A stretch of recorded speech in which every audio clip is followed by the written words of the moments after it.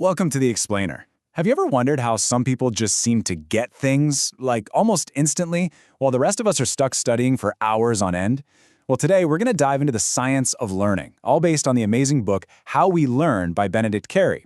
We're going to unpack why just working harder isn't always the answer and how you can actually use your brain's own weird little rules to learn more, way faster.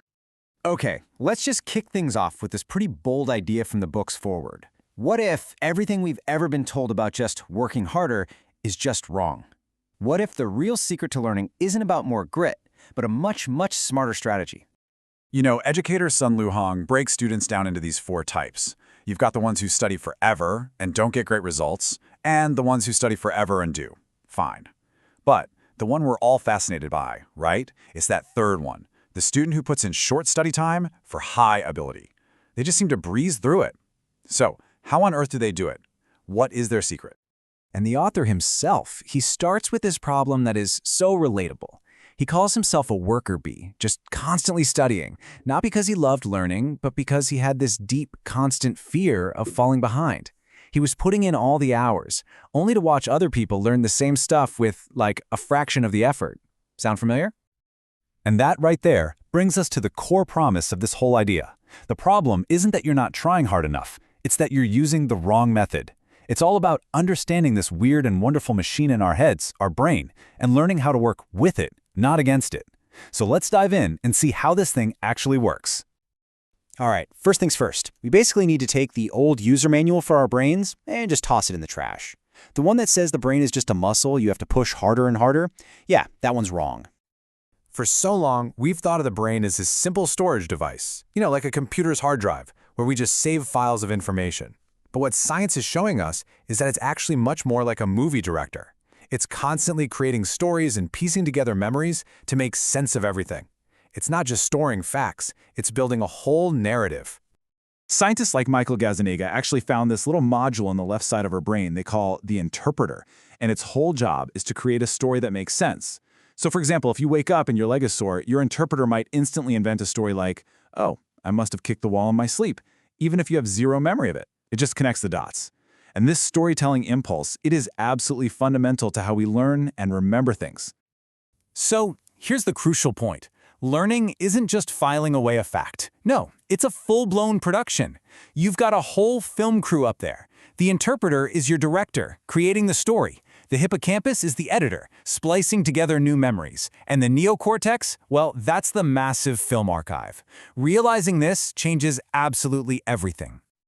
Okay, so if our brain is a storyteller and not a computer, what does that actually mean for our study habits?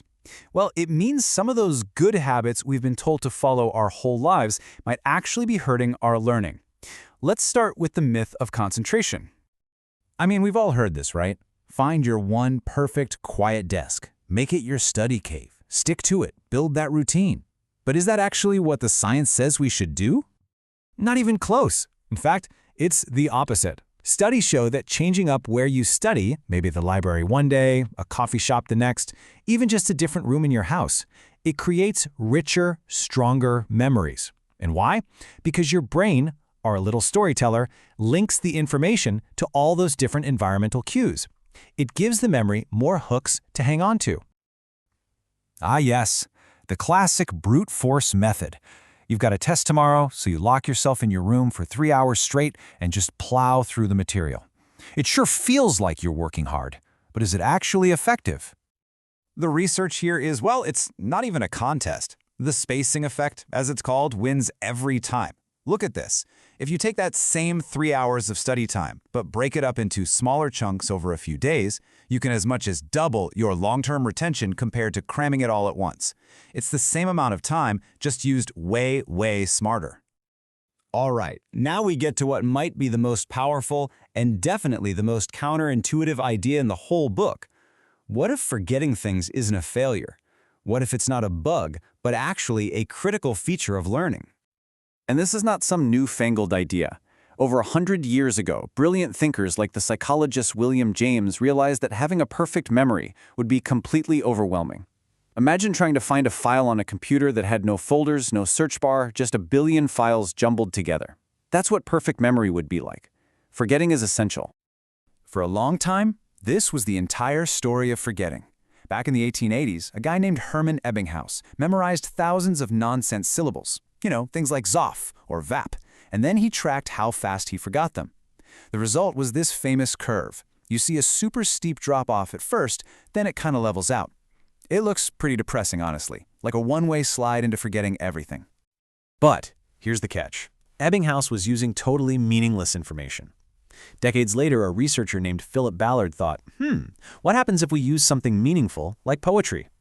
And what he found completely flipped this whole idea on its head. What he found was just bizarre. Without any extra studying at all, students' memory of a poem actually got better 2 days later, by about 10%. He called this reminiscence, and it was the first real proof that memory isn't just a slow decay. Your brain is actively working on stuff in the background, strengthening it, even when you're not paying attention. So, modern science shows us that forgetting has these two amazing superpowers. First, it's a noise filter. It clears away all the distracting junk so you can get to the memory you actually need. But second, and this is the big one, it's a memory strengthener. That feeling of struggling to remember something, that struggle is actually what makes the memory way stronger for the long haul. And this is the perfect way to think about it. It's exactly like lifting weights at the gym. The struggle, that moment of difficulty when you're pushing for that last rep, that's what builds the muscle. For your memory, the struggle to recall something you've started to forget, that's the workout. That's what builds strong, durable knowledge. Okay, so this is all great in theory, right? But how do we actually put it into practice? How do we take all these cool scientific ideas and turn them into a real, practical strategy for learning something? So here it is, your new toolkit. Step 1, space it out. Seriously, ditch the marathon cram sessions for good. Step 2, mix it up. Don't just study in one place. Move around. Don't just study one topic, mix them together. Step 3, embrace forgetting. When you can't remember something right away, don't panic. That's a good sign. It means you're building muscle. And finally, step 4, test yourself first.